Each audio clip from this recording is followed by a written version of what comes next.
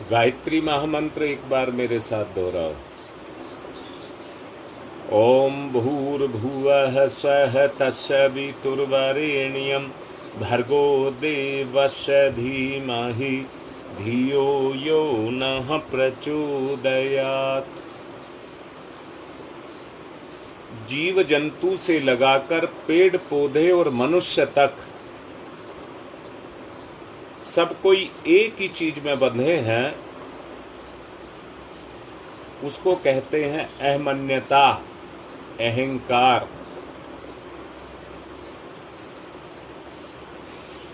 एक तंत्र है।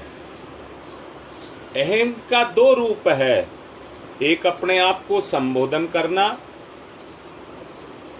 और दूसरे में अपनी विशेषताओं पर गर्व करना।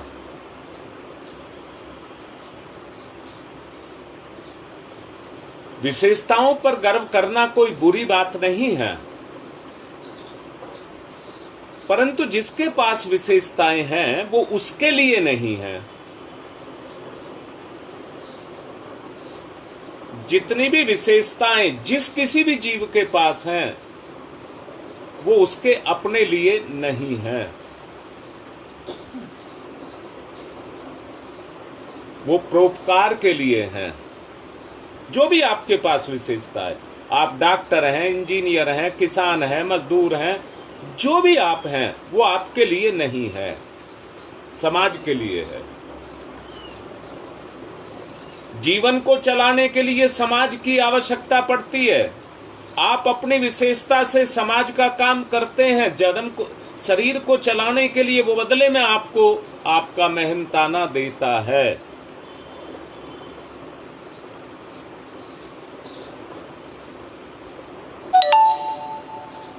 बताऊंगा बेटा। दो अहम ऐसे हैं, एक तो आप अपने आप का संबोधन करते हैं और दूसरा अहंकार अपने ऊपर करते हैं। आप अपने आप को व्यक्त करना चाहते हैं तो भी तो आप मैं ही कहेंगे, और जब आप ये कहेंगे कि तू मुझे जानता नहीं है मैं कौन हूं, तो भी आप मैं ही कहेंगे। पर दोनों में बहुत अंतर है। मैंने अभी कहा है कि व्यक्ति समाज का एक अंग है।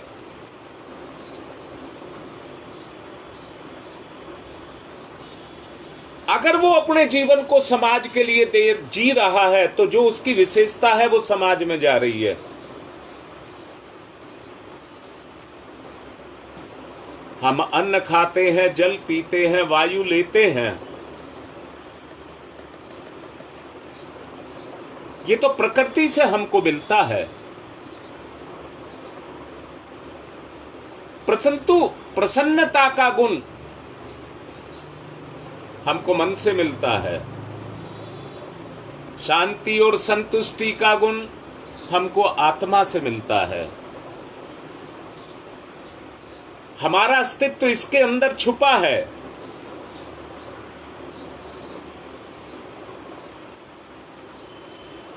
इसके अंदर अस्तित्व होने के कारण, याद रखना, जितनी चेतना सक्रिय होगी उतना ही आपका जीवन बाहर रहेगा, उसमें बाहर रहेगी।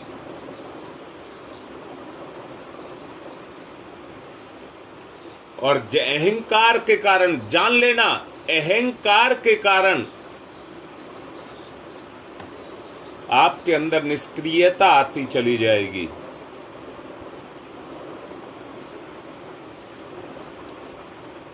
ऐसा हुआ, एक छोटी सी कहानी बताता हूं।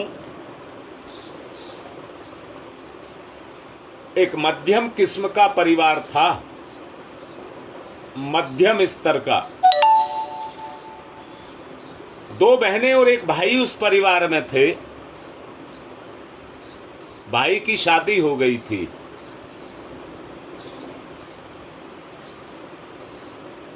भाई ने रात को सपना देखा, बाल बच्चेदार था, रात को सपना देखा, वो सपने में राजा बन गया।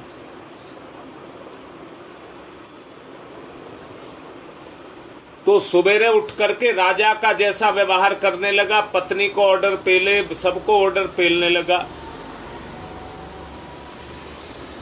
सब पूछने लगे भैया आज तुझको हो क्या गया है। बहनों ने भी पूछा आज तुझको हो क्या गया है। यूं कर रात को सपना आया और सपने में भगवान ने मुझे राजा बना दिया।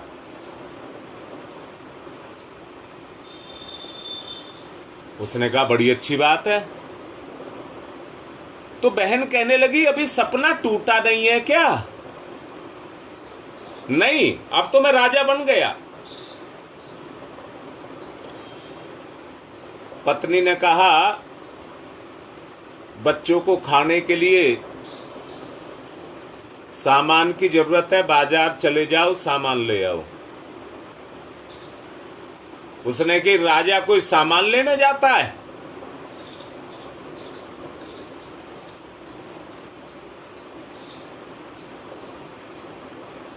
नौकर जाते हैं, सामान लेकर के आप लोग आओ। मां ने कहा घर में जानवर बंधे हैं, भूखे हैं, उनके लिए खेत से चारा ले आ। मां को भी वैसा ही जवाब दे दिया। बहन सब कुछ देख रही थी, दोनों बहनें सब कुछ देख रही थी। दोनों ने आपस में सलाह मिलाई और अपनी भाभी के पास गई और जाकर के कहा भाभी आज आप खाना नहीं बनाएंगी, आज खाना हम दोनों बनाएंगी। उन्होंने खाना बनाया, पूरे परिवार को खिला दिया, पर राजा महाराज को नहीं खिलाया। सारा दिन भूखा रहा। सोचा चलो अब नहीं दिया तो शाम को देंगी।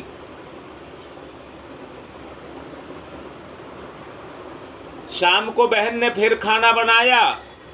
पहले चूल्हे में खाना बनते थे, सारी आग को राख से ढक करके अपने तय परात मांज करके सोने के लिए चल दी।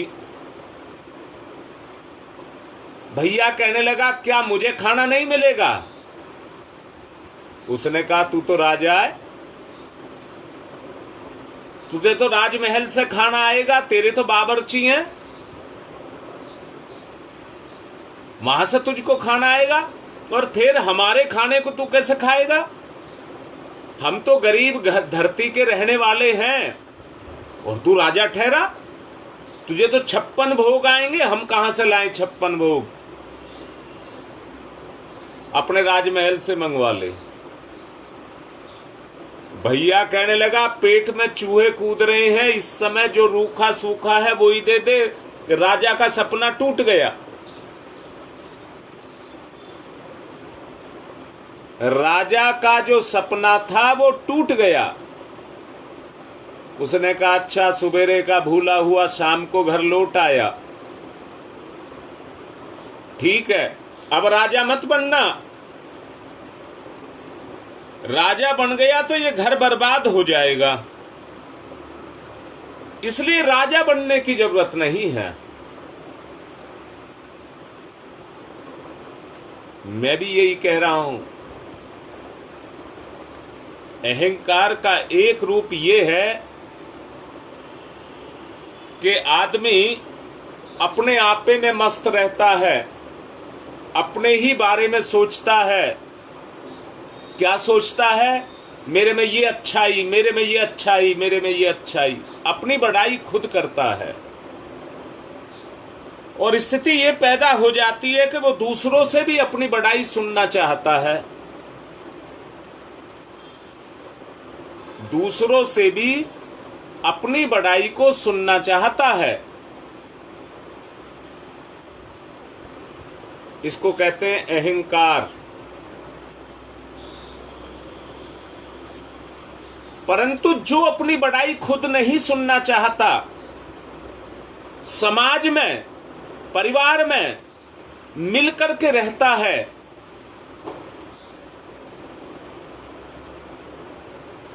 उसके ऊपर अहम सवार नहीं होता है। कल मैं अहमन्यता और वर्जनाओं की बात आपसे कर रहा था। अहमन्यता और वर्जनाओं की बात मैं आपसे कल कर रहा था। आज मैं आपसे ये कह रहा हूं, व्यक्ति परमात्मा का एक अंश है। शाबाश ललिता, ये ही ठीक बात है।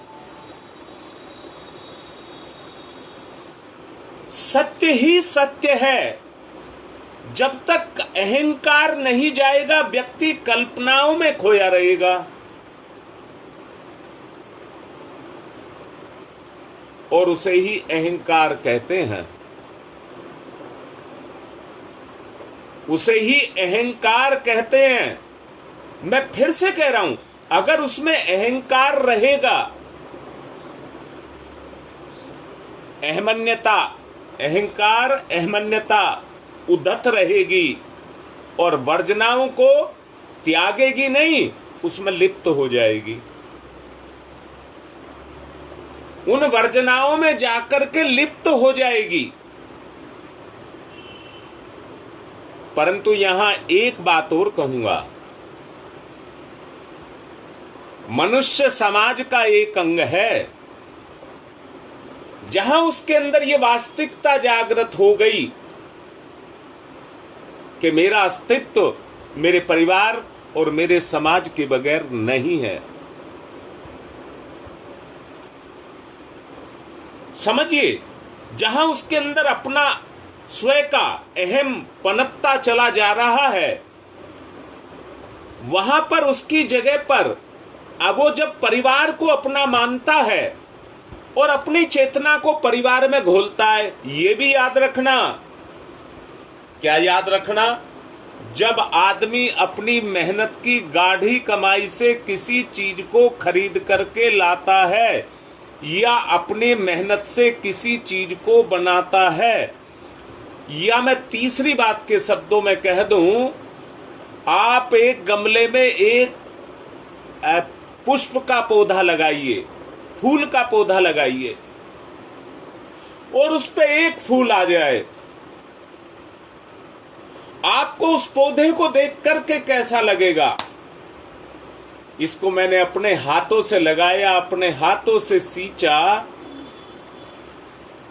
एक फूल अगर आप भगवान को चढ़ाएं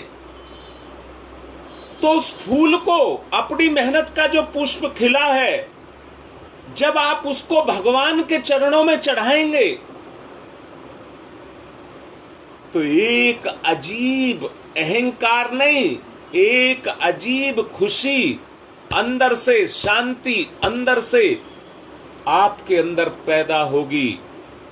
मैंने अपनी जिंदगी भर की कमाई, मैंने अपनी जिंदगी भर की कमाई भगवान को चढ़ा दी।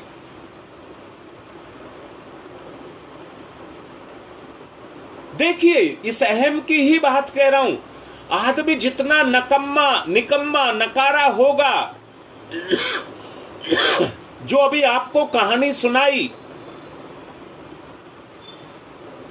उतनी ही निष्क्रियता उसके ऊपर क्रियाशील होगी।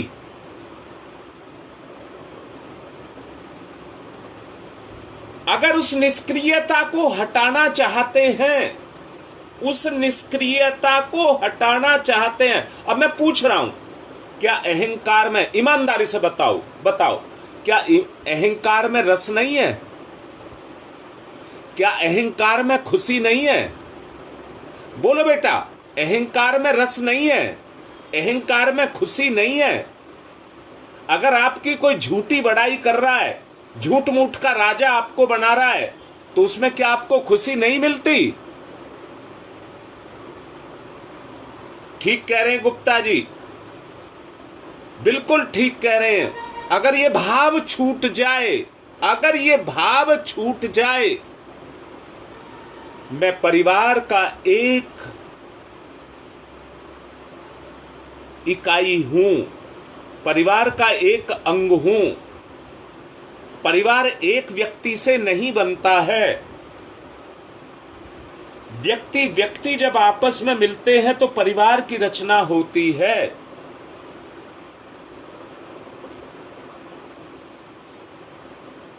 इसलिए मैं परिवार का एक अंग हूं। जब ये मानता है, अब मैं दोबारा से कह रहा हूं, भैया को भैया की सेवा करके कैसा लगता है? जब ईमानदारी से हृदय से सेवा करे तो कैसा लगता है? प्रसन्नता और आनंद की अनुभूति होती है और आत्मा को शांति मिलती है। जरा अंदर से कल्पना करके देखिए, सोचिए सोचिए।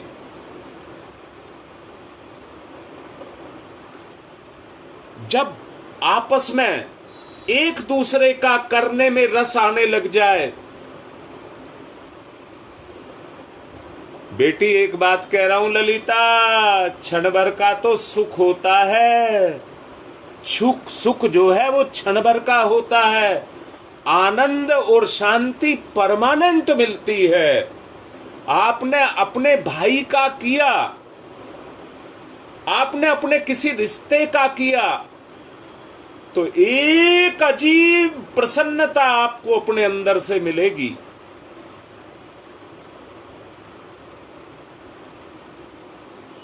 और अगर उसमें आपका दिखावा आ गया तो वो प्रसन्नता परमानेंट नहीं होगी। वो प्रसन्नता परमानेंट नहीं होगी, टेम्परेरी होगी। उतनी देर का सुख मिलेगा। भोग विलास के जो जितने भी ये उपक्रम हैं, ये उतनी देर हमको सुख देते हैं, परंतु जीवन को, रस को निचोड़ देते हैं। इसलिए मैं आपसे ये कह रहा हूं कि अगर परमानेंट प्रसन्नता हमको चाहिए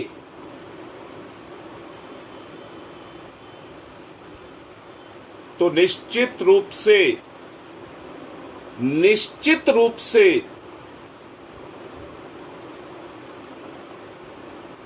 शाबाश, यही मैं चाहता हूं। गुरुदेव प्रणाम नहीं चाहता, इससे नहीं मिलेगा कुछ भी। अब तुम्हारी चेतना और मेरी चेतना का तालमेल जुड़ा हुआ है। मेरे विचार जो मैं यहां से दे रहा हूं, उससे तुम्हारा अंदर का विचार जग रहा है, और इसी को ईश्वरीय शक्ति कहते हैं, इसी को आदान प्रदान कहते हैं, इसी से आत्मीयता जगती है, और जिन जीवन में छलांग लगाने की इच्छा पैदा होती है। सोचो जो मैंने बोला है, आपको कैसा लग रहा है? अगर आप वास्तव में जीवन के उस सुख को लेना चाहते हैं जिसको सुख कहते हैं, तो वो और किसी से नहीं मिलेगा, और किसी से नहीं मिलेगा। इसी आत्मीयता को जब आपके अंदर विचार के रूप में जागृत हो जाएगी, जो मैं बोल रहा हूं, ये जो आप लिख रहे हैं, ये उसकी पूर्ति है। ये उसकी पूर्ति है।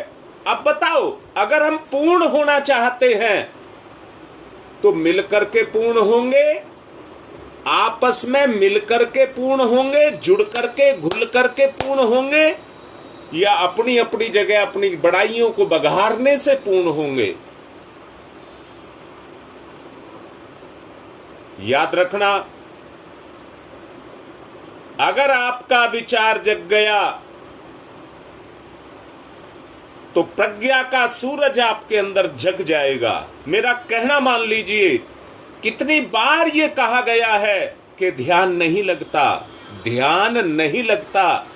अगर ये विचार आपको अंदर से जगेगा, अब मैं आपसे बात कर रहा हूं, आत्मीयता की बात कर रहा हूं, आप उसके पूरक बन रहे हैं, आप उसके पूरक बन रहे हैं, तो मिलकर के पूर्ण होंगे या नहीं होंगे? सुदेश, बिल्कुल ठीक बात है। बोल बेटा, मैं तो कह रहा हूं, खुलो, अपनी इस जड़ता को फाड़ दो, मिटा दो। अच्छा, मैंने कल प्रवचन में नेहरू विहार कहा था, एक गुरु के 1000 शिष्य हैं।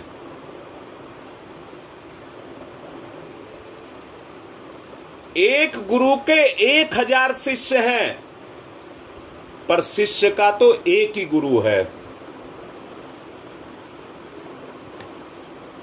शिष्य का तो एक ही गुरु है। मैं दोबारा से फिर से कह रहा हूं, एक नदी में से कितनी नहरें निकलती हैं, उनका स्रोत एक ही है, पर सबको अपनी पूंजी देता है। सबको अपनी पूंजी देता है, वो स्रोत सबको अपनी पूंजी देता है, सब में अपना जल बहाता है। भगवान एक है, भगवान एक है, माध्यम गुरु है। हम कितने भाग्यशाली हैं कि हमारा परम पूज्य गुरुदेव, परम वंदनीय माता जी इतनी उच्च कोटि के स्वरूप हैं। आत्मा तो सबकी एक सी है, परंतु उनकी साधना इतनी पक्की है कि साक्षात गायत्री के अवतार हैं। अब मैं दोबारा से बोल रहा हूं, आज ध्यान का वो नहीं चलाऊंगा, चल भी नहीं रहा है और मैं चलाऊंगा भी नहीं, क्योंकि मैं जो चाहता हूं वो यही चाहता हूं, जो भी बोल रहा हूं आज मैं सारा समय इसी में लगाऊंगा, और वो भी नहीं चल रहा है।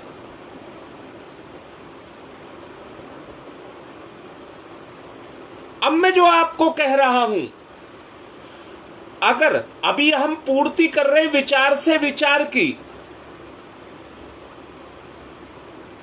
और इस विचार को तन में चला करके, यानी कि तन से क्रियाशील करके हम तन से तन की सेवा करेंगे। अपनापन जब होगा, जब रिश्ता होगा।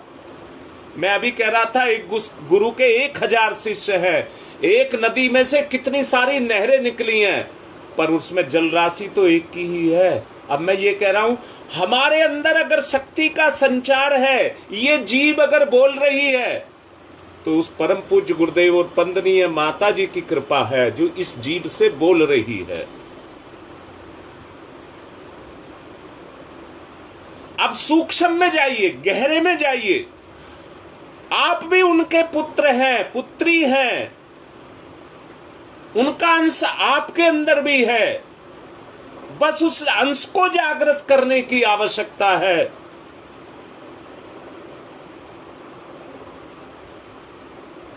व्यक्तिगत बात नहीं बतानी चाहिए, परंतु मैं आपको बता रहा हूं, कुछ दिनों से मुझे एक अनुभूति हो रही है कि मेरा गुरु मुझे बड़ी पैनी नजर से देख रहा है। मेरा गुरु मुझे बड़ी पैनी नजर से देख रहा है। अगर ये भाव मेरे विचार में जग रहा है, तो मेरी चेतना निरंतर मेरे गुरु से जुड़ी हुई है। मेरी चेतना निरंतर मेरे गुरु से जुड़ी हुई है। मैंने कहा, गुरु मेरा है, जो 999 है उनका नहीं है, मेरा है।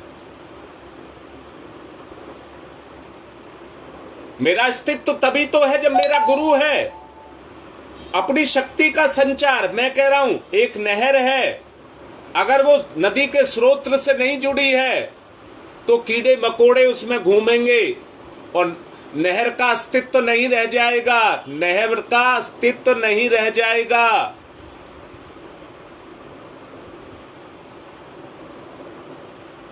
नहर का अस्तित्व इसलिए क्योंकि उसमें नदी का जल बहता है। हमारे अंदर भी गुरु की चेतना बहने लग जाए विचार में, एक बुझी हुई, एक जली हुई मोमबत्ती दीपावली मना सकती है। दोबारा से कह रहा हूं और हाथ भी जोड़ रहा हूं, आजकल मुझे तुम मना करते हो, मजबूरी में क्या हाथ जोड़ करके कह रहा हूं। अच्छा जरा सुनो बात को। जब तीली को जलाते हैं, तीली को नहीं जलाते हैं, बेटा ध्यान से सुनना, जब हम माचिस पर रगड़ करके तीली को जलाते हैं, कहते हैं तीली जला रहा हूं, परंतु उस समय तीली नहीं जलाता है, फास्फोरस को जलाता है। और जलाने वाले एक गलती करते हैं, पटाख से माचिस पर मारी और फट से जलाने लग गए। फास्फोरस से जब तक तीली नहीं जलेगी, तीली से तब तक दीपक नहीं जलेगा। फास्फोरस से सीधा दीपक नहीं जलता है, वो जलनशील तो है परंतु पूर्ण गर्म होने के बाद जलता है।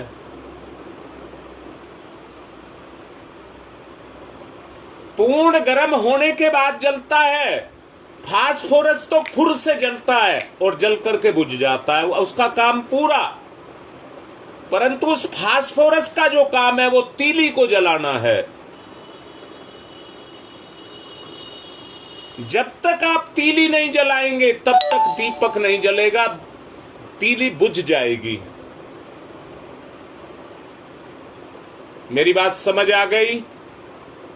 मेरी बात समझ आ गई? नहर बना देने से खेत नहीं भर जाएंगे। नहर के बना देने से खेत नहीं भर जाएंगे, क्योंकि नदी का स्तर गहरा है और नहर का स्तर ऊंचा है। बांध बांधना पड़ेगा, बांध बांधना पड़ेगा, बहते हुए पानी को रोकना पड़ेगा, समय के प्रवाह को रोकना पड़ेगा, विचारों के प्रवाह को रोकना पड़ेगा। स्तर ऊंचा होगा जब पानी का बहना, पतन बंद होगा। पतन बंद होगा तो पानी अपने आप रुकावट के कारण अपना स्तर ऊंचा उठाने लग जाएगा।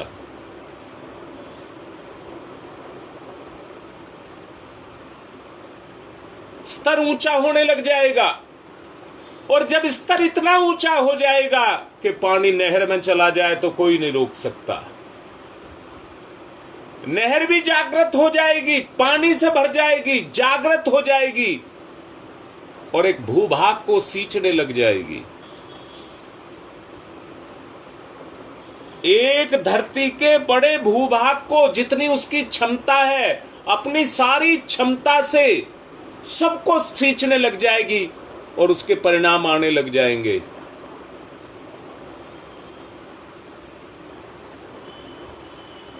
शाबाश गुप्ता जी, शाबाशी दे रहा हूं। बहुत अच्छा लिख रहे हैं सब, देखिए जो गुप्ता जी लिख रहे हैं।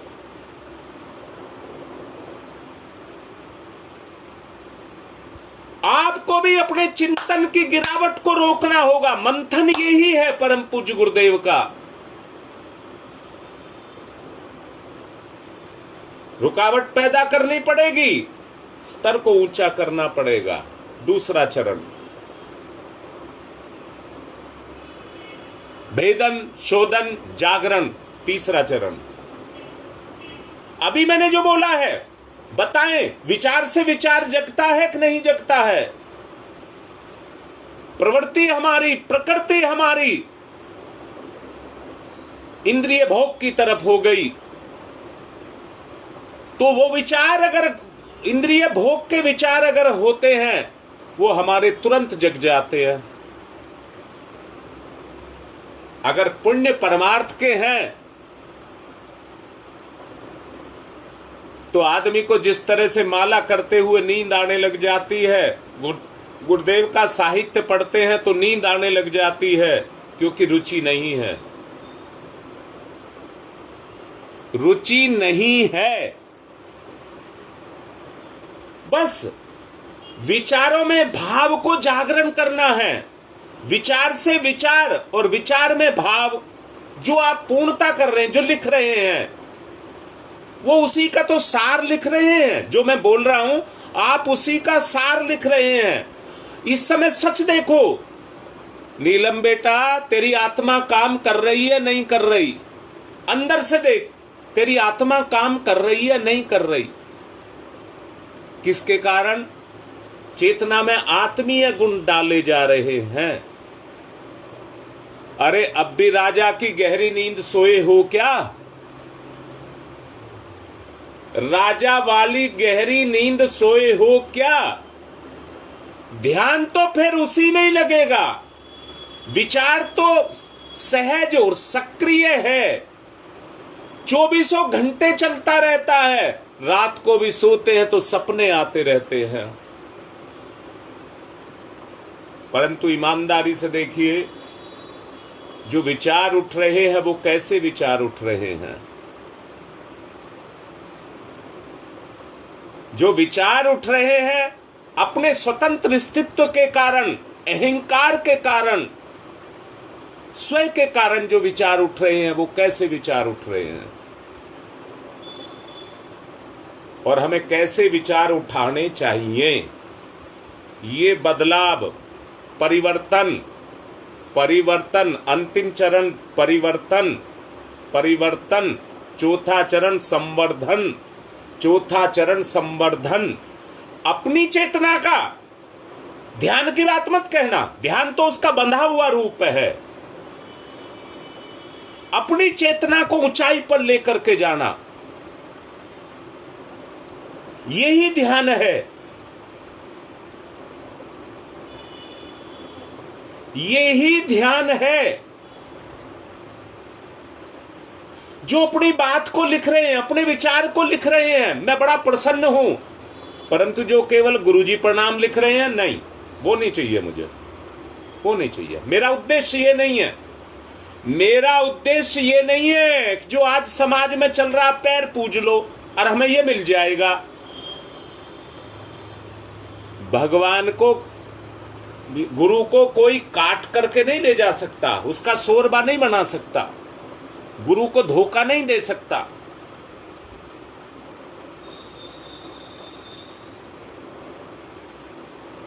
फिर दोबारा से कह रहा हूं,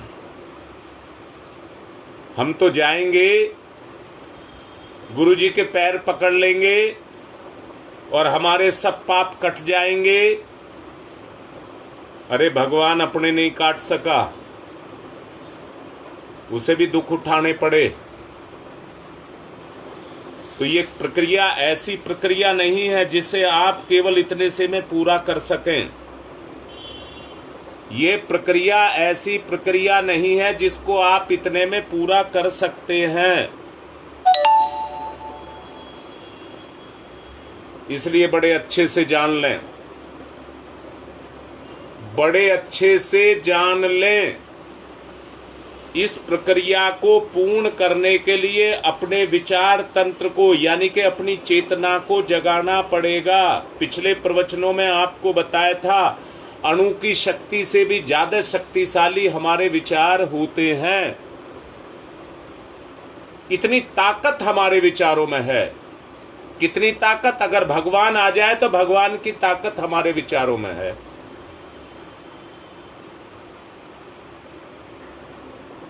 इसलिए अब मन बना लीजिए कि मुझे गुरुजी प्रणाम नहीं लिखना है। जब प्रवचन होता है तो मेरे साथ साथ चलें।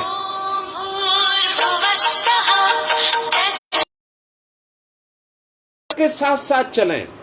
गुरुदेव कराते हैं तो अपने चिंतन को उनके चिंतन से जोड़ करके रखें। उनकी कृपा निरंतर आपके ऊपर बरसती रहेगी।